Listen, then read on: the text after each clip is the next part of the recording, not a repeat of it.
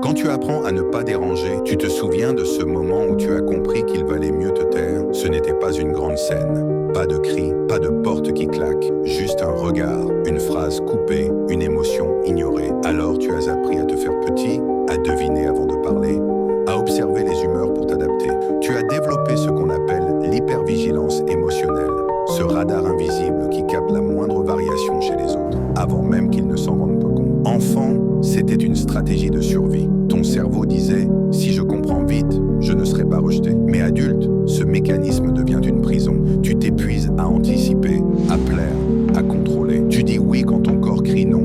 Tu portes la peur du conflit comme une armure. Ce qu'on appelle le schéma de l'attachement anxieux te pousse à chercher la sécurité dans le regard des autres. Tu veux être aimé, mais tu redoutes qu'on s'éloigne. Alors tu donnes trop, tu t'oublies. Et quand on ne te voit pas, tu te demandes « qu'est-ce que j'ai fait de mal ?» Mais tu n'as rien fait de mal. Tu as juste appris à survivre dans un monde qui ne t'a pas toujours entendu. Aujourd'hui, tu peux réapprendre à exister sans t'excuser, à poser des limites sans avoir peur, à comprendre que ton besoin d'être aimé n'est pas une faiblesse, c'est une trace de ton courage d'enfant. Parce que guérir, ce n'est pas devenir quelqu'un